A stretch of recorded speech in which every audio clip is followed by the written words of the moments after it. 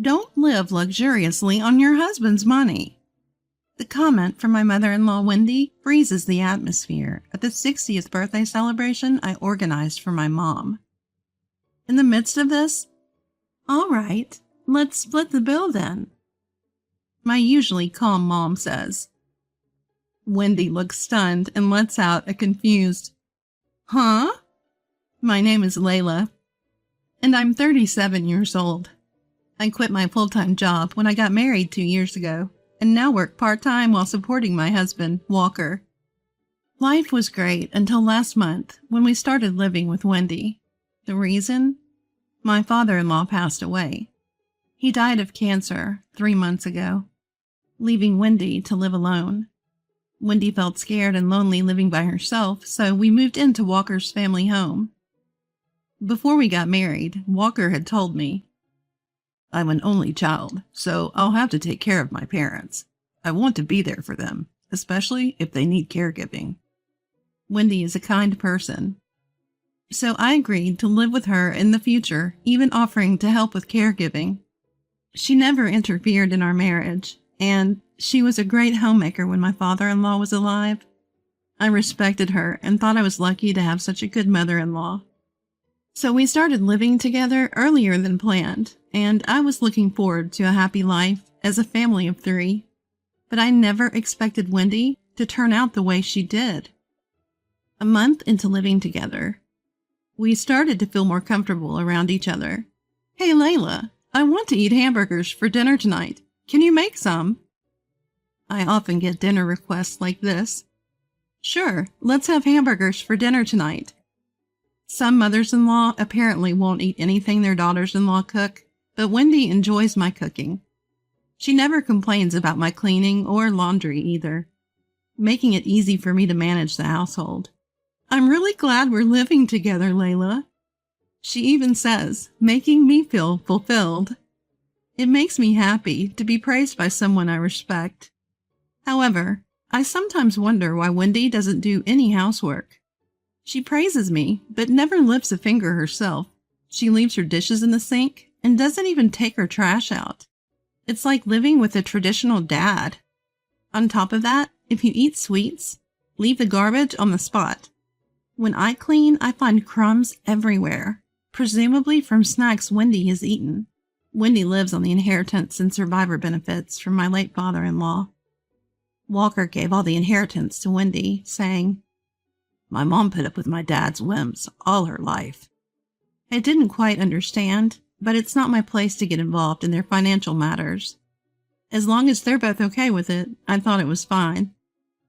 But when Wendy spends her days doing nothing, living off my late father-in-law's inheritance and survivor benefits, it starts to bother me. I wish she'd at least clean up after herself. She used to be so good at housework when my father-in-law was alive. Why has she become so careless now? Curious, I gently asked Wendy about it. "My husband was a very strict man, and I couldn't defy him. Now that he's gone, I'm finally free." It turns out my father-in-law was a hen-pecked husband, and Wendy felt she couldn't go against him. I remember how he used to sit during meals, ordering Wendy around. Was that what it was? Now I understand what Wendy meant, and I can't help but feel sorry for Wendy. I'll take care of the housework from now on, I decide, considering Wendy's feelings. But then, Wendy starts making more and more demands. "Can you take a day off from your part-time job today? I want you to drive me to my friend's place." I can't take a day off. I firmly decline, and she says, "Is your pocket money that important to you?" Excuse me? I can't believe what I'm hearing. Spending money? I work part-time for the family, not for pocket money. Considering we've just started living together and will continue to do so, I don't voice my complaints. "Hey, we're out of milk. Can you go buy some now? I can't start my day without milk. Can't you see I'm about to leave for work? If you hurry, you won't be late." "Hey, Layla, my trash can is full. Take it out. And while you're at it, vacuum and mop my room. It's getting dirty." Wendy starts taking advantage of my willingness to do housework without complaining. This is too much. I gently tell Wendy what I can't do. I'm telling you to do it, so do it. Why can't you? She gets furious. I'm at my wit's end and decide to consult Walker. Seriously? I'm sorry. Walker apologizes and immediately scolds Wendy. Mom, you should take care of yourself. Unlike Layla, who works part-time, you're home all day. But Wendy just brushes it off. Yeah, I get it. She clearly doesn't. I start to feel uneasy about this living arrangement. Walker seems to sense my feelings.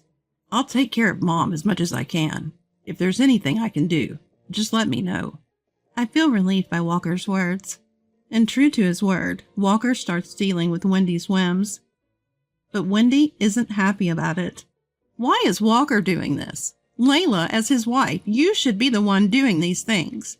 Walker is the breadwinner, and you're just a part-timer. You think it's okay to make a tired Walker do this? Come on, Layla, wash my dishes right now. At this, Walker is furious. Hey, Mom, stop making Layla do everything. If you're going to talk like that, shouldn't you, who does nothing all day, be the one doing the housework?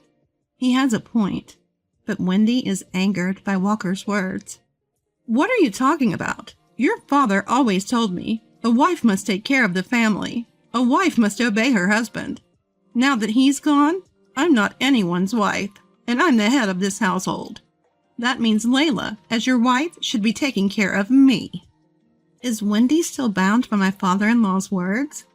I can't hold back and argue with her. Wendy, times have changed. These days, no one thinks that way about wives and husbands. You need to change your mindset. Walker nods in agreement. But Wendy's face turns red with anger. What are you saying? Are you calling me outdated? How dare you, as a wife, say such terrible things to me? I'm shocked. Then Wendy continues to vent her anger at me. The only reason I taught you how to do housework was so you could do it all when we lived together. I agreed to live with you because I wanted an easier life after all the hardships I've endured. Even Walker is surprised by her revelation. Look, I get it that you've had it tough, Mom, but it's not okay to treat Layla like a slave, and it's not okay to move in with us for such a selfish reason. Exactly. Wendy has no comeback. Enough. I'm disappointed that you're siding with her over your own mother. She storms off to her room and slams the door. Walker and I sigh. Layla, I'm really sorry. You don't want to live like this, do you? I nod slightly. Then comes a surprising suggestion. Should we stop living together? What? I never thought he'd suggest that. I didn't expect Mom to become so selfish after Dad passed away. But we can't keep living like this. Let's move. I'm happy to hear this. But moving now is a concern. In fact, my mom's 60th birthday celebration is just around the corner, and I'm the one organizing it. I've just bought an expensive gift for her, wanting to give something special back to the woman who raised me. Moving would be another big expense. When I mention this, Walker also looks troubled. Plus, we've just moved here, and Walker's savings have taken a hit. Moving now would be difficult, but we can't put up with Wendy anymore. We ponder what to do, but can't find an answer. In the end, we put the moving idea on hold. And so we continue to endure Wendy's whims and clashes. The stress is piling up, and we're both exhausted. In the midst of this, my mom's 60th birthday celebration is approaching. It's next month, huh? As Walker and I discuss the celebration, Wendy joins the conversation. What's happening next month? We proceed to explain. So please, have dinner alone that day. I'll prepare the meal for you. When I said that, Wendy, as usual, made a selfish demand. I'm coming too. You're coming too? I couldn't understand why Wendy, who had only met my mom a few times, would say that. Walker seemed to feel the same way and asked her, a bit annoyed. Hey, why would you come, Mom? It's for Layla's mom's 60th birthday celebration. Then came an incomprehensible reply. Well, I never got a 60th birthday celebration from Layla, so you should celebrate me too. What? Neither of us could make sense of it. Wendy is 63, and when we first met, she was already past 60. Yet she's demanding a celebration? Walker couldn't understand her logic either and kept arguing. This is ridiculous. But Wendy wouldn't budge, insisting, I'm going! Celebrate me too! So they kept arguing. This was getting nowhere. Fine. If my mom agrees, then Wendy can come too. I called my mom. Would it be okay if Walker's mom also joins the 60th birthday celebration? My mom graciously said, Sure. Yay! Then I'm coming to the 60th birthday celebration. Ugh. This is turning into a hassle. Walker and I exchanged glances, both probably thinking the same thing, but we had no idea what was coming. Little did we know that Wendy's selfishness would escalate even more on this particular day. On the day of the 60th birthday celebration, we headed to my parents' house by train. Why are we taking the train, Layla? What happened to the car? I hate trains. My mom loves her alcohol, and the plan was for everyone to drink. That's why we couldn't drive. When I explained, Wendy looked displeased. Well, you could just abstain from drinking, Layla. I'll drink your share too. So get off the train now and go rent a car. I can't do that. My mom is looking forward to drinking with me, I said, refusing her demand. She kept grumbling. It's not like the train ride was that long. It's only about 20 minutes from our house to my parents. Despite feeling embarrassed by her loud complaints on the train, Walker and I finally arrived at my parents' home. We were greeted by my mom, who then said hello to Wendy. Layla is always in your care. I hope she's not causing any trouble. Wendy laughed and responded in a way that was completely out of line. She's always a handful. She does the housework I've taught her, but she's so busy trying to make extra money that she sometimes doesn't listen. But hey, she's the wife Walker brought home. Walker immediately scolded Wendy. Mom, what are you saying? My mom and I were stunned. Ignoring that she wasn't even a family member, Wendy led the way into the house. You're having a hard time living with her, aren't you? My mom whispered this to me so Wendy couldn't hear. I could only respond with a wry smile. When we got to the living room, the catering we had ordered was already there. I had told my mom, You don't have to do any of the serving or cleaning. So Walker and I started setting the table. Why are you making Walker do this? You should do it yourself. I couldn't believe she would say something like that here, too. Walker was visibly frustrated, while my mom quietly observed. Wow, this looks delicious. I didn't expect to eat such a feast. I'm glad I came all this way for this 60th birthday celebration. She's a guest in someone else's home, yet she acts like this? Does she have no common sense? The celebration began with a toast. My own father passed away 4 years ago. Wendy used that as a topic to steer the conversation. Your husband passed away too, right? Isn't life great living off the inheritance and survivor's pension? I've been having a blast since my husband passed. I couldn't believe she could bring up such a topic so casually. I ate my meal with a strained face. Every time Wendy said something inappropriate, Walker would step in saying, Stop it, Mom. He looked exhausted. We both regretted bringing her along, to say the least. For the record, my mom works and doesn't rely on my dad's inheritance or survivor's pension. She seemed taken aback by Wendy's comments, too. Then the topic shifted to the catering I had ordered. So, this is delicious, but how much did it cost? Was it expensive, like $200 or $300? Another tone-deaf comment. Just as I was getting fed up, Wendy suddenly became angry.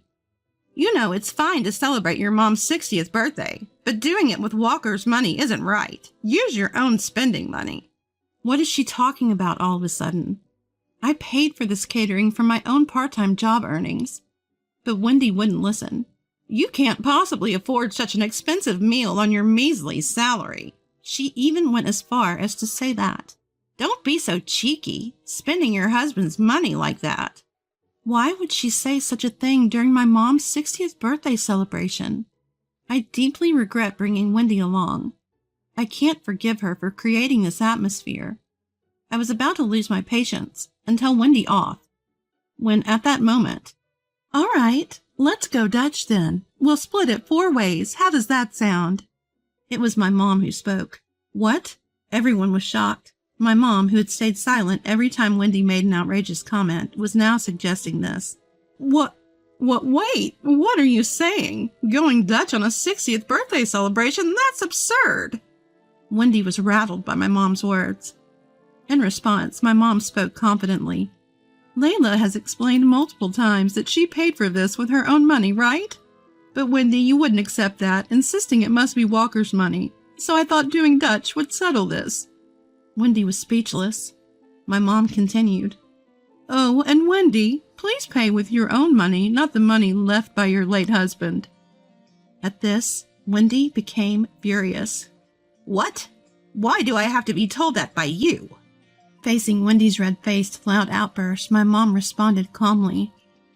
Well, you did say, don't indulge in luxuries with your husband's money, didn't you? So it would be wrong to use your late husband's inheritance, right? Fair point. Wendy had nothing to say, but she was so furious that she started to say something ridiculous. Well, it's fine for me, but not for Layla, because Layla is using my precious Walker's hard-earned money. If a wife spends it carelessly, of course a parent would get angry. She's talking nonsense. Walker and I exchanged incredulous glances. I get it. I really do. I'm angry, too. I'm frustrated that my dear daughter is being unfairly scolded by Wendy. At this point, Wendy seemed at a loss for words, struggling to come up with a retort. Well, you see. Shuddering and flustered, Wendy was silenced by my mom's next words. Initially, I was going to let it slide, watching you berate Layla. I didn't want to cause any issues in your future living arrangements, but enough is enough. You're the one living lavishly on your husband's money, and you dare tell my daughter not to do the same. Are you kidding me? How can you demean and belittle my daughter in front of me? What would you think if I did the same to Walker right now? Wendy was completely silenced. I never knew my mom could get this angry. Neither Walker nor I could hide our surprise. Wendy, now quiet, seemed regretful and teary-eyed. She grabbed Walker's hand and stood up. Walker, let's go. I can't stay here any longer. For some reason, she tried to leave with Walker. Walker, of course, didn't go with her. He shook off her hand and snapped. How selfish can you be, Mom? Enough is enough. Wendy started to cry. What now? Even you, Walker? Everyone's treating me like the villain. I was thinking of you when... Before she could finish, Walker shouted. Cut the crap. What's for my sake? Apologize to Layla right now for ruining the 60th birthday celebration. Wendy was visibly shaken by Walker's fury. He seemed so forceful that it looked like he might hit her. Perhaps because of that, Wendy complied meekly. I'm really sorry. I truly apologize. Wendy offered a heartfelt apology to me and my mom. After all the time she had bossed me around, she was finally apologizing sincerely. So I thought about forgiving her. Yeah, right. I'm sorry, but I can't put up with Wendy's selfishness anymore. Ruining my mom's 60th birthday celebration made me realize that I can't live with this person any longer. Please, let's end this living arrangement. With the atmosphere already tense from my mom and Walker confronting Wendy, I unleashed my pent-up anger. That said, I never thought I'd be able to say all this to Wendy. Wendy was shocked when I suggested we should stop living together. She clung to me with a loud voice. Please don't say we should part ways. I'm truly sorry. I messed up today, but from now on I'll take care of myself. It's too late for that now. So as you've said, take care of yourself in your own home. Also, remember you mentioned not living large on my husband's money? Starting today, you'll need to find a part-time job and earn your own keep. My point was, own up to what you say. Wendy was taken aback. No, that was a mistake. I take it back. I didn't mean that part about not using my husband's money. Walker chimed in, a touch of irony in his voice. So, moving forward, Layla can do whatever she wants with my money, right? Exactly. Well, Wendy was at a loss for words. I was on the verge of bursting into laughter. Everyone blamed her, and she was clearly out of options. Walker didn't hesitate to lay it out straight. Stop depending on my dad's inheritance. Layla and me, we'll separate our living arrangements. And Mom, you need to work. Wendy kept repeating, Impossible! Look, Dad's inheritance isn't endless. One day it'll run out. Can you live on just survivor benefits and your own pension? You're not actually planning on depending on my salary, are you? Wendy looked utterly confused. How about working part-time at a subsidiary of my company? Walker made a helpful suggestion, but Wendy kept hesitating, saying, But no! Then I can help you. We'll move out soon, and I'll cut off all contact. Considering recent events and today, I think it's fair. Wendy panicked at Walker's finality. Fine, I get it. I'll do it. Just don't cut me off. And that's how Wendy put an end to her freeloading life. So the disastrous 60th birthday celebration came to an end. We all apologized to Mom and hurried home to start looking for a new place and packing. As soon as we found a new home, we moved. During this time, Wendy was noticeably more considerate, just like when we started living together. She even started helping with the chores, but that didn't mean we could continue living together. Wendy, please reconsider. I had been saying no every time she asked, trying to make her reflect on her actions. It seemed Wendy was having regrets about her own behavior. Walker, my husband, had a proposal for her to work at his subsidiary company. If you slack off or are late, I'll hear about it. Plus, it's a subsidiary of the company where your son works. If you screw up, it'll reflect badly on me. He figured a reasonable mom would consider. Basically, Walker was taking control until Wendy couldn't mess her life up anymore. He's a tough cookie, I thought. Days later, Walker told Wendy, I spoke to the factory manager at the subsidiary. You have a job interview. With no escape, Wendy reluctantly went to the interview. She got the job and started working 5 days a week. Since she had been so lazy before, work seemed pretty hard and she spent her days off sleeping. As Walker had suspected, her work ethic was quite diligent, lest she ruin her reputation and, by extension, his. Working 5 days a week made her too tired to make a mess at home, which helped keep the household in order. In the midst of all this, she confided, How long will I be stuck like this at my age? Living alone is lonely. If she hadn't been treating me like a slave, everyone could have been happily living by now. By the way, we had to redo the celebration for my mom's 60th birthday, because Wendy had ruined it the first time around. It took some time to save up the money. Of course, Wendy wasn't there. When I proposed to my mom that we redo the 60th birthday celebration, she declined, saying, I appreciate the thought, but it's too expensive. Your feelings are enough. In that case, I said, and decided to prepare a nice meal at home. We had a delightful 60th birthday celebration redo. My mom was overjoyed, and Walker also celebrated with us. Hey, Layla, you're not drinking. Well, actually, that day, my mom saved me from the unpleasant Wendy. They say motherhood is a strength, and it's true. I've been frustrated and stressed by Wendy, so this event reminded me of how great a mom can be. I want to be a mom who, no matter my age, cherishes her children just like mine does.